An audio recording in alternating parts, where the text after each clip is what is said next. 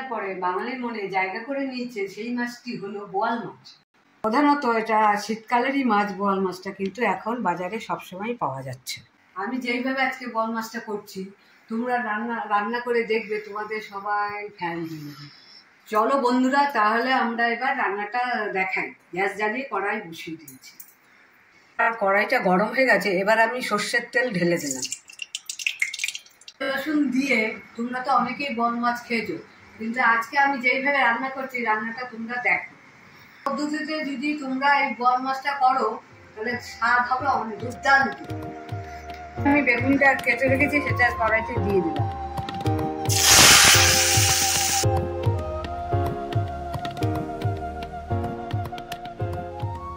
বাকিয়ে রেখেছি বেগুনটা, এবার আমি তেলে ভেজে নিচ্ছি।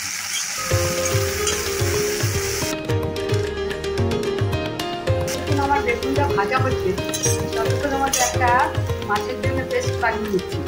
রাঁধুনি বাটা আর লঙ্কার গুঁড়ো দিয়ে একটা পেস্ট বানিয়ে নিচ্ছি।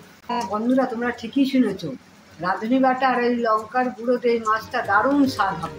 দুটি উপকরণ দিয়ে এই মাছটি রান্না করে দেখবে দারুণ টেস্ট।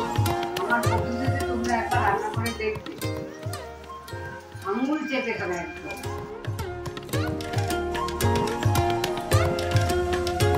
আমার ভাজা হয়ে গেছে, এবার আমি তুলে ফেলছি কড়াই থেকে।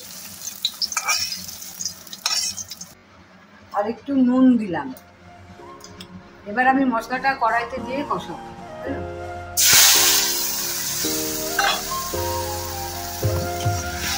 ভালো করে কষাবো, তেল যতক্ষণ না ছাড়বে তোমরা দেখতে থাকো।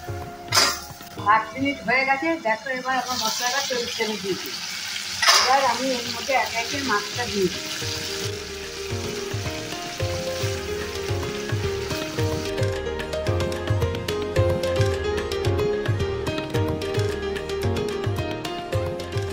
মাছটা কড়াইতে দিয়ে এবার একটু মশলা দিয়ে ভাজা ভাজা করি।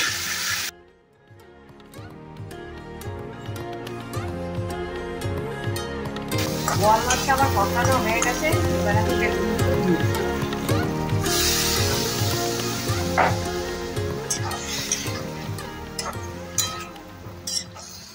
আর একটু কষিয়ে তারপরে আমি ঝোল করব। এবার আমার মাছটা কষানো হয়ে গেছে, এবার আমার পরিমাণ মতো জলটা দিয়ে দেবো, নাহলে মাছের যে তেলটা শক্ত থাকে সেদ্ধ হবে।